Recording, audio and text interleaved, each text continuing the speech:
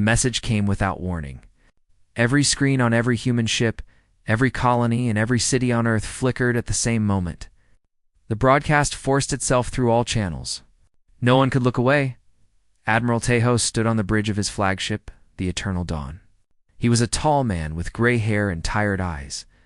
He had fought in 3 wars and had seen terrible things, but nothing prepared him for what appeared on the screen before him. The image showed a large gray room. The walls were made of dark metal. In the center stood 47 human women. They wore torn uniforms. Their hands were bound behind their backs. Some had wounds on their faces. Others could barely stand, but all of them held their heads high. Tejo recognized the uniforms. These were his people: medics, engineers, pilots, communication officers. They had been captured 3 months ago when the Dralith Empire ambushed a medical convoy near the border. The convoy carried no weapons. It was marked with the symbol of peace. The Dralith attacked it anyway. A tall alien walked in front of the camera. His skin was dark purple. His eyes were yellow and cold like a snake. He wore golden armor that showed his high rank. This was Commander Torith of the Dralith Empire. Torith spoke in a voice that the translation software made harsh and rough. People of Earth, look at your protectors. Look at your soldiers. They are weak. They are soft. They could not save themselves. How will they save you? He walked along the line of prisoners. He stopped in front of a young woman with short black hair. Her name tag read LT Una. She was a medic. She had joined the fleet to save lives, not to take them. Torith grabbed her chin and forced her to look at the camera. This one tried to treat our wounded soldiers. She showed them mercy. He laughed. Mercy is weakness. Lieutenant Una did not cry. She did not beg. She looked directly into the camera and spoke clearly. Tell my family I love them. Tell Earth to stay strong. Torith pushed her back into line. On the bridge of the Eternal Dawn, Captain Sung-ho clenched his fists so hard his knuckles turned white. The officers around him were shaking with anger. Some had tears in their eyes, but Admiral Tejo did not move. He watched in perfect silence. The broadcast continued. Torith walked to another prisoner. This one was taller, with a scar across her cheek. Her tag read SGT Hannah. She was a combat engineer. She built bridges and shelters and helped people escape from danger zones. Somewhere on Earth, in a military base far from the front lines, Colonel Wu Jin watched the same broadcast. His blood turned to ice. Sergeant Hannah was his younger sister. Hannah looked at the camera. She did not speak. She simply nodded once, as if to say goodbye. Torith raised his hand. Behind him, Dralith soldiers raised their weapons. Let this be a lesson, Torith said. Humanity is weak. Your women fight your wars because your men are cowards, and now they will pay the price for your weaknesses. The weapons fired. One by one, the 47 women fell. They did not scream. They did not run. They faced death with dignity that made Toroth's words sound hollow and foolish. The broadcast ended. For a long moment, no one on the Eternal Dawn spoke. The bridge was silent, except for the soft hum of the ship's engines. Officers stared at blank screens. Some wiped their eyes. Others trembled with rage they could not express. Captain Sung-ho turned to Admiral Tejo. Sir, your orders? Tejo did not answer immediately. He reached up and slowly removed his service cap. He held it in both hands and looked at it for a long moment. Then he placed it gently on his console. When he spoke, his voice was calm. Terribly, frighteningly calm. Recall every ship. All of them. Sung-ho blinked. Sir, you want to retreat? I want every ship in the fleet at Rally Point Omega within 72 hours. Contact Earth Command. Tell them to activate Protocol Omega. The bridge went even more silent. Protocol Omega had never been used. It was created for one purpose only: total war without limits. Complete destruction of an enemy until nothing remained. Sir Sung-ho said carefully, Protocol Omega requires authorization from the United Earth Council. Tejo finally looked at him. His eyes were empty of everything except cold determination. The Council will authorize it. After what the galaxy just witnessed, they will authorize anything I ask. He was right. Within 6 hours, the United Earth Council voted unanimously. The vote was not even close. Representatives who had argued for peace for decades now demanded blood. Parents who had sent their daughters to serve watched them die on screens. Husbands saw their wives murdered for propaganda. The rage of humanity was unlike anything the galaxy had ever seen, but it was not hot rage. It was not screaming in chaos. It was something far more dangerous. It was cold. It was patient. It was organized. On Earth, Colonel Wuzhen sat alone in his quarters. He held a photograph of his sister Hannah. She was smiling in the picture, wearing her dress uniform on the day she graduated from the academy. He remembered how proud their parents had been. He remembered how she had promised to come home safely. She would never come. Home now. Wu Jin put the photograph in his pocket. He stood up and looked at himself in the mirror. His face showed no emotion. He had locked everything away deep inside himself, where it could not interfere with what needed to be done. He reported for duty. Across human space, the message spread like wildfire. Soldiers who had been ready to retire signed up for another tour. Factories changed their production lines overnight. Scientists opened files that had been sealed for decades. Weapons too terrible to use were brought out of storage, and the Dralith Empire celebrated. They had no idea what was coming. They had made the worst mistake any species could make. They had shown humanity cruelty. They had murdered the innocent. They had thought this would make humans surrender. Instead, they had awakened something ancient and terrible. Something that slept inside every human heart. Something that only came out when those they loved were taken from them. The Dralith wanted to see what humans were capable of. They were about to find out. The Dralith Empire waited for humanity to respond. They expected angry messages. They expected threats and demands. They expected desperate pleas for peace. Instead, they received nothing. The human ambassadors left Dralith space without a word. The human trade ships stopped coming. The communication channels went silent. For the first time in 50 years of contact between the two species, there was no human voice in Dralith territory. Overlord Vectis sat on his throne in the great palace of Keth Prime. He was old for a Dralith, with dark purple skin that had faded to gray in places. Yellow Eyes looked out at his advisors with satisfaction. "The humans retreat," he announced. "They pulled back from 3 contested systems. Commander Torath's plan has worked. Their spirit is broken." The advisors nodded and praised his wisdom. All except one. Advisor Cerise stood apart from the others. She was smaller than most Dralith, with pale purple skin and eyes that held more intelligence than ambition. For 30 years, she had studied humans. She had read their history. She had watched their wars.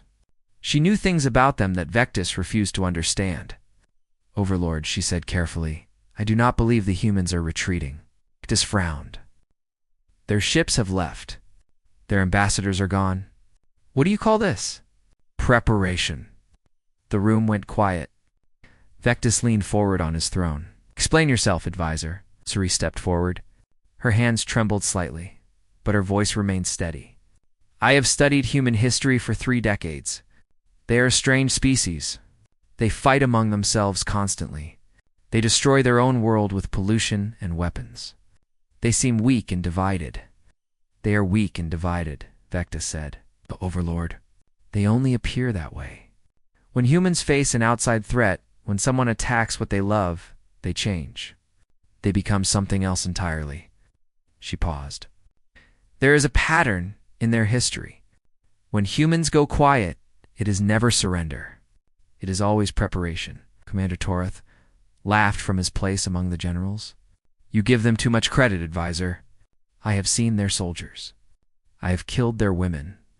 They are soft creatures who value life too much to fight properly." Cerise looked at him with something close to pity. "You killed 47 of their people, Commander. 47 unarmed prisoners. Women who showed mercy to our wounded. She shook her head slowly. You have no idea what you have done. Vectus waved his hand. Enough. The humans will surrender within months. Our strategists have calculated this. Their economy cannot support a long war. Their people fear death too much. Cerise bowed and said nothing more. But as she left the throne room, she began making quiet preparations of her own. She was not a fool. She had seen what humans did to enemies who crossed certain lines. The Dralith had just crossed every line that existed. Far away, on Earth and its colonies. Humanity transformed Admiral Tejo stood in the central command room beneath the mountains of what was once called Switzerland. Screens covered every wall, showing shipyards and factories and training camps across human space. Every screen showed the same thing. Production numbers rising faster than anyone had ever seen. Shipyard 7 reports ahead of schedule, Captain Sung-ho announced. They will complete 50 new destroyers by the end of the month, instead of next quarter. Tejo nodded. And the volunteer numbers? We stopped counting, sir. Every recruitment center is overflowing. We had to turn people away. There is no need for a draft. Everyone wants to fight. This was the strange truth about humanity. When times were peaceful, they complained and argued and fought among themselves. But when an enemy hurt them deeply enough, all those arguments vanished. They became one people with one purpose. In a secret laboratory aboard the flagship Vengeance, Dr. Yunhai worked without sleep. She was a small woman with gray hair and glasses that she constantly pushed up her nose. Before the massacre, she had been a peaceful scientist who studied ways to grow food faster. Now she led a team developing weapons. The files she worked from were old. They came from a dark time in human history when nations built terrible things to destroy each other. Those weapons had been banned. They were considered too cruel, too destructive, too terrible for any civilized species to use. The ban no longer applied. Admiral Tejo visited her laboratory personally. He looked at the designs she presented. Plasma cascade bombs that could melt entire cities.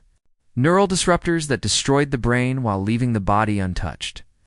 And the worst of all, the Sunfire Protocol. A weapon that could set a planet's atmosphere on fire and burn everything on its surface. Can you build these? Tejo asked. Yes. Admiral. All of them. How long? 6 months for full production? Tejo was silent for a long moment.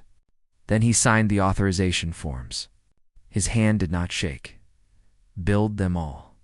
On a training base in the asteroid belt, Colonel Wu Jin led his Special Forces unit through exercise after exercise. They trained for 18 hours a day. They learned to fight in zero gravity, in poison atmospheres, in complete darkness. They became something more than soldiers. Wu Jin never raised his voice. He never showed anger. His men found this more frightening than any screaming drill sergeant. They called him the Ghost because he seemed to have left his emotions behind somewhere, and only his purpose remained. Every night, Wu Jin looked at the photograph of his sister. He did not cry. He did not feel sad. He felt nothing at all except a cold certainty that those who killed her would pay. 6 months passed. The Dralith grew nervous. They sent messages asking for negotiations. They offered partial apologies. They suggested peace terms. Humanity did not respond. The silence stretched on and on. It became more frightening than any threat could have been.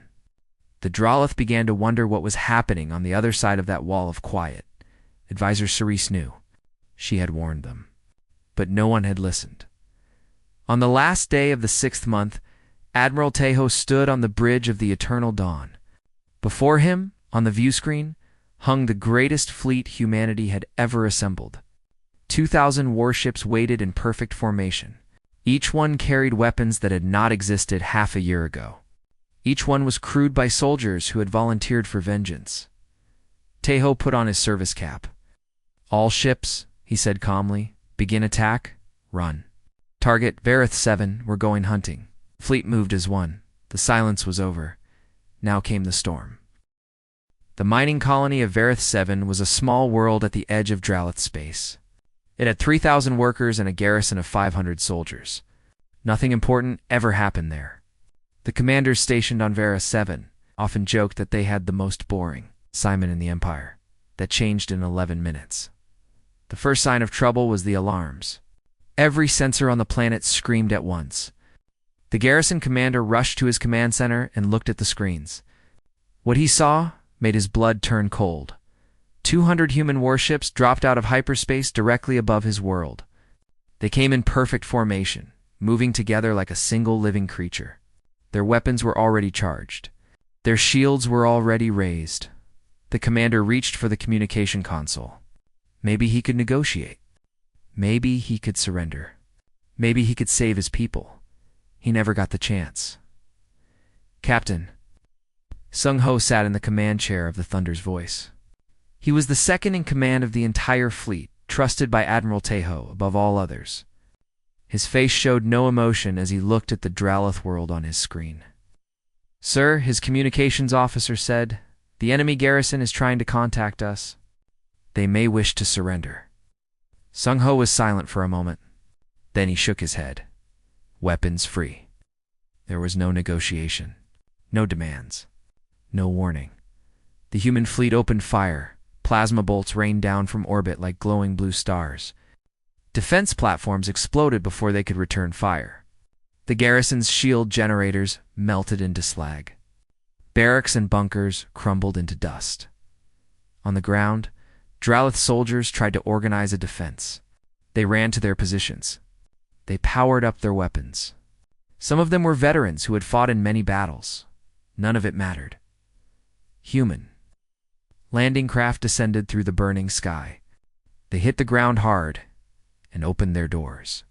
Marines poured out, their armor painted black, their faces hidden behind featureless helmets. Colonel Wu Jin was the first one out. He moved through the battlefield like a shadow. His rifle never stopped firing. Every shot found its target. Every movement was precise and efficient. There was no wasted motion, no hesitation. The Dralith soldiers fought hard. They were not cowards, but they had never faced anything like this.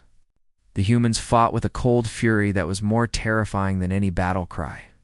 They did not shout. They did not celebrate. They simply killed with mechanical precision. In less than an hour, the garrison was destroyed. Every Dralith soldier on Varith 7 was either dead or captured. The mining facilities were ruined. The defense systems were slagged. Then something strange happened. The human soldiers stopped killing. Colonel Wu Jin walked through the prisoners. There were about 200 of them, mostly young soldiers who had surrendered when they realized the battle was lost. They expected to be executed. They had seen what Commander Torith did to human prisoners. They assumed humans would do the same. Wu Jin stopped in front of them. He removed his helmet so they could see his face. It was the face of a man who felt nothing.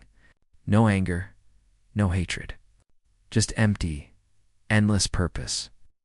You will not be harmed, he said. His voice was flat and cold. But you will watch something.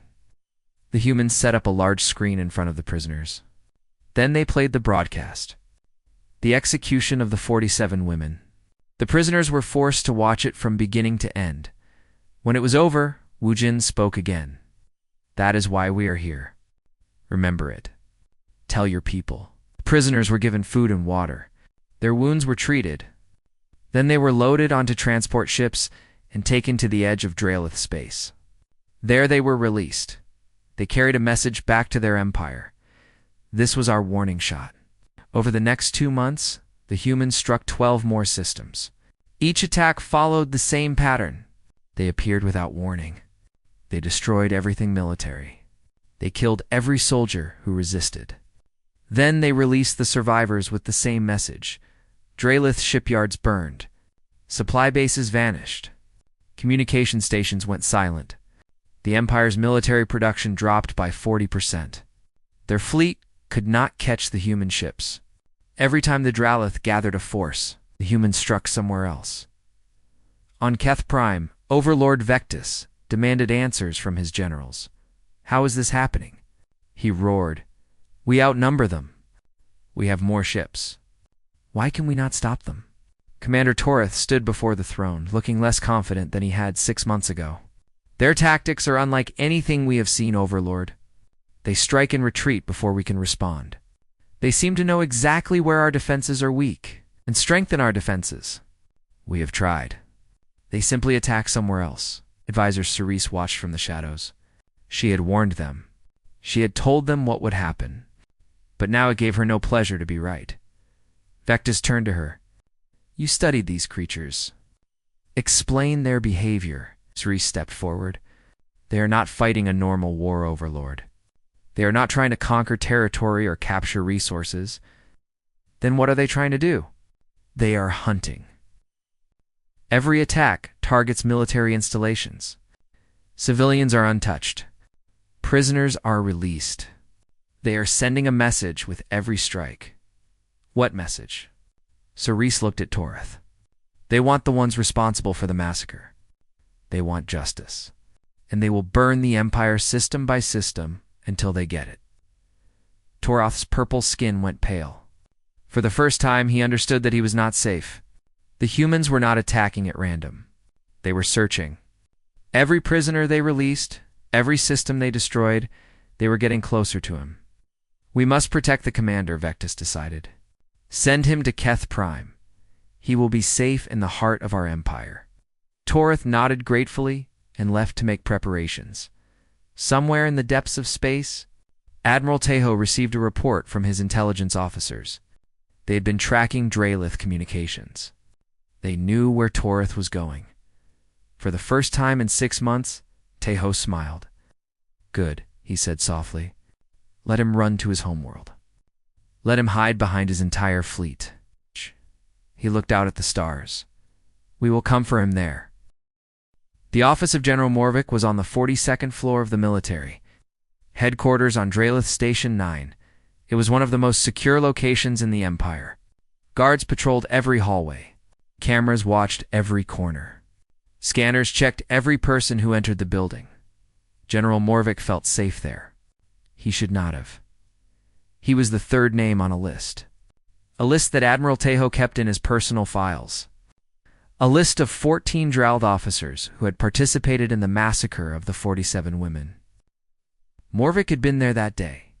He had given the order for the cameras to broadcast the execution across all frequencies. He thought no one would ever find out his role. He was wrong.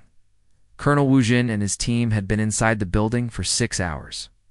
They wore stolen maintenance uniforms and carried tools instead of weapons. They moved through the station like they belonged there. No one looked twice at them. At exactly midnight, the power went out. Morvik reached for his communicator, but it was dead. He reached for his weapon, but his office door was already opening. A shadow stepped inside. Wu Jin did not speak. He simply raised a small device and pressed a button. Morvik felt a burning sensation in his chest, and then he felt nothing at all. His body was found the next morning. The doctor said it was heart failure. Natural causes. Nothing suspicious, but everyone knew the truth. Across Draelith space, the officers on the list began to die. Some died in shuttle accidents. Some died in fires. Some simply disappeared and were never seen again. The pattern was impossible to ignore. The humans were hunting them, Admiral. Tejo sat in his command center aboard the Eternal Dawn. Before him floated holographic images of the 14 officers. 10 of them were already crossed out with red lines. 4 remained. Captain Sung-Ho stood beside him, reviewing reports. Intelligence confirms that Commander Torith has reached Keth Prime. He is staying in the Imperial Palace under the personal protection of Overlord Vectis. And the other 3? 2 are on heavily defended military bases. The third is on a warship that never stays in one place for more than a day. Tejo nodded slowly. Continue operations against the 2 on the bases, but leave Torath for now, sir. He was the one who gave the order. He should be our primary target. He is. Tejo allowed himself a small smile. But I want him to watch the others die first. I want him to feel the fear growing. I want him to understand that no amount of protection will save him. He turned to the communications officer. Prepare a broadcast. All frequencies. I want the Dralith Empire to hear what I have to say. 1 hour later, Admiral Tejo's face appeared on every screen in Dralith space. He spoke calmly, without anger, without emotion. That made his words even more terrifying. People of the Dralith Empire, I am Admiral Tejo of the United Earth Fleet. I speak to you today not with threats, but with a simple offer. He paused. We do not want your worlds.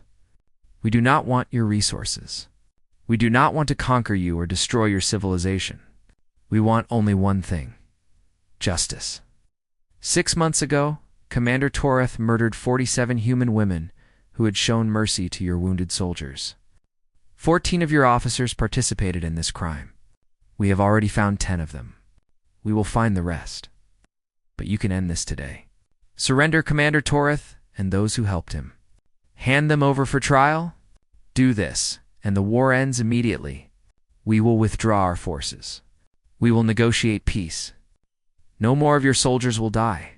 Refuse, and we will continue our campaign. We will hunt every guilty officer to the ends of the galaxy. We will burn as many of your worlds as necessary to reach them. The choice is yours. The broadcast ended. On Keth Prime, Overlord Vectus threw his drink across the room in rage. He dares to make demands of us. He dares to threaten our empire. Advisor Cerise spoke quietly. Overlord, perhaps we should consider his offer. If we surrender Toreth and the others, the war ends. We save countless lives. We do not surrender our officers to alien judgment. Toreth shouted. I am a hero of the Empire. I will not be sacrificed. Vectus nodded. Commander Toreth is right. If we surrender him, we show weakness. Other species will see us as cowards. We will not negotiate with terrorists. The decision was made. The war would continue. In the shadows of the galaxy, Colonel Wu Jin received his new orders. 2 more targets had been located. He gathered his team and prepared for another mission. His sister's photograph was still in his pocket. He touched it briefly before putting on his helmet. The next target was a general named Sarthon, who was hiding on a space station orbiting a gas giant. The station had 2,000 soldiers guarding it. It had shields and weapons and sensors that could detect any approaching. Ship Wu Jin's team arrived in a garbage transport. They hid among the waste containers being delivered to the station's recycling facility. No one thought to check the garbage. 20-4 hours later, General Sarthon was dead. His death looked like a suicide. He had left a note apologizing for his crimes. Of course, Wu Jin had written the note. The last officer on the bases died a week later. His shuttle exploded during takeoff. The official report blamed a mechanical failure. Now only 2 targets remained. One was on a constantly moving warship. The other was Commander Toreth himself. Admiral Tejo called a meeting of his senior officers. The time for surgical strikes was ending. The time for the final battle was approaching. We have sent our message, Tejo said. The Dralith know we can reach anyone, anywhere. They know their protection means nothing. He activated a holographic map showing Keth Prime and its defenses. Now we go to their homeworld. We destroy their fleet. And we take Commander Toreth from the very heart of their empire. Captain Sung-ho studied the map. They have 3,500 warships defending Keth Prime. We have 2,000. The odds are against us. Tejo looked at him steadily. Captain, we have been preparing for this moment since the day those 47 women died. We have weapons they have never seen. We have soldiers who do not fear death. And we have something they will never understand. What is that, sir? We have a reason to fight that is stronger than their will to survive. He stood. All ships. Set course for Keth Prime. We end this war in one battle. Keth Prime was beautiful from space. Its surface was covered in purple forests and silver oceans. Great cities sparkled like jewels along its coastlines. It was home to 12 billion Dralith. It was the heart of their civilization, and it was surrounded by the largest fleet the Empire had ever assembled. 3,500 warships hung in orbit around the planet. They ranged from small fighters to massive battleships that were 2 kilometers long. Their weapons were charged. Their shields were raised. Their commanders had sworn to defend their homeworld to the death. Overlord Vectis watched from his palace on the surface. Commander Torith stood beside him, trying not to look as frightened as he felt. "Let them come, Vectis," said confidently. "We outnumber them almost 2-1. This will be their greatest defeat." In the darkness of space, the human fleet arrived. 2,000 warships dropped out of hyperspace in perfect formation. They were outnumbered. They were far from home. By all logic, they should have retreated. They attacked. Admiral Tejo stood on the bridge of the Eternal Dawn, watching the battle unfold on his screens. His voice was calm as he gave orders. "All ships, execute Pattern Omega. Carriers, launch fighters. Destroyers target their command vessels." The human fleet moved like a living thing. Small groups of ships worked together, covering each other, supporting each other. They did not try to match the Drelith in firepower. Instead, they used speed and coordination to strike weak points. Captain Sung Ho led the first wave personally. His destroyer, the Thunder's Voice, plunged directly into the enemy formation. Plasma bolts exploded around him. Missiles streaked past his hull. "Sir, we are taking heavy damage." His first officer shouted. Sung Ho did not slow down. "Continue attack run. Target the command ship." The Thunder's Voice broke through the Dralith line like a knife. Behind it came a dozen more destroyers. They punched a hole in the enemy formation that the rest of the fleet poured through. On the Dralith flagship, panic began to spread. The humans were not fighting like any enemy they had faced before. They seemed to welcome death. They charged into overwhelming fire without hesitation. Pull back the left flank," the Drelith admiral ordered. "Reform the defensive line." But the humans were faster. They exploited every gap, pressed every advantage. Ships that should have retreated instead accelerated toward the enemy. Damaged vessels rammed into Dralith battleships. Taking their enemies with them, Dr. Uni's weapons proved their worth. Plasma cascade bombs melted through Dralith shields like they were made of paper. Neural disruptors disabled entire crews without damaging the ships. One by one, the Dralith advantages disappeared. The battle lasted for hours. When it was over, the Dralith fleet was shattered. 1,500 of their ships were destroyed. Another 1,000 were disabled and drifting. The survivors retreated to the far side of the planet. The human fleet had lost 800 ships. Thousands of soldiers were dead. Captain Sung Ho's destroyer was barely holding together. Its hull scarred with 100 impacts, but they had one. Admiral Tejo looked at the damaged but victorious fleet. Then he looked at the planet below.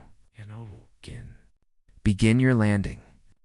50 transport ships descended through the atmosphere of Keth Prime. They landed on the outskirts of the capital city, near the Imperial Palace. Marines poured out, their black armor gleaming in the alien sun. Wu Jin led them personally. The palace guards fought bravely. But they were no match for soldiers who had trained for this moment for over a year. Room by room, floor by floor, the humans advanced. Wu Jin found Commander Torath in a bunker beneath the palace. The purple-skinned alien was alone. His guards had fled. His weapons were empty. He pressed himself against the wall as Wu Jin approached. "I was following orders. Overlord Vectis commanded the execution. It was not my choice." Wu Jin stopped in front of him. He removed his helmet so Torath could see his face. "Do you know who I am?" Torath shook his head, trembling. Wu Jin reached into his pocket and pulled out a photograph. He held it up for Torath to see. Her name was Hannah. She was my sister. She was an engineer. She joined the fleet to build things, to help people. His voice remained flat, emotionless. "She was one of the 47 women you murdered."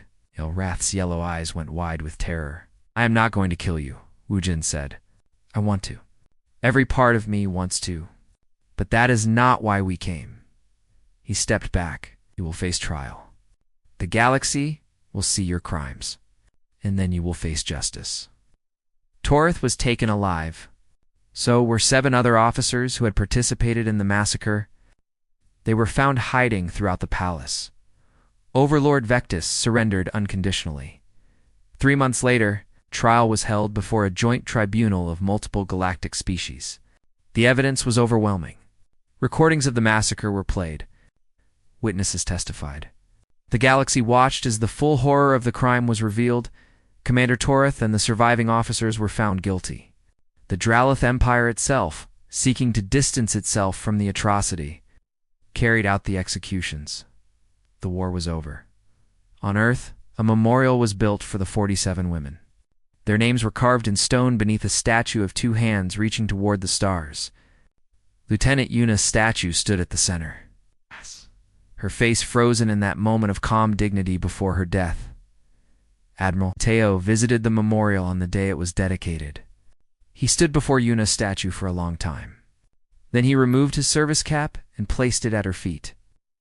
"We brought them home," he said quietly. "We brought justice." Rest now on a hillside overlooking the memorial. Colonel Wu Jin stood at his sister's grave. Her body had been recovered from Dralis space and returned to Earth. She was buried in the place where they had played as children. For the first time since watching the broadcast, Wu Jin allowed himself to feel. The tears came slowly at first, then faster. He wept for his sister. He wept for the 46 other women. He wept for the soldiers who had died bringing justice to the galaxy. But mixed with the grief was something else: pride and peace. Across the galaxy, the story of the human response spread. Other species studied it, learned from it, feared it. They understood now what humans were capable of. Humans were kind. Humans were compassionate. They would help strangers and heal enemies. But if you took what they loved, if you crossed the lines that should never be crossed, they would become something else entirely, and nothing in the galaxy could stop them.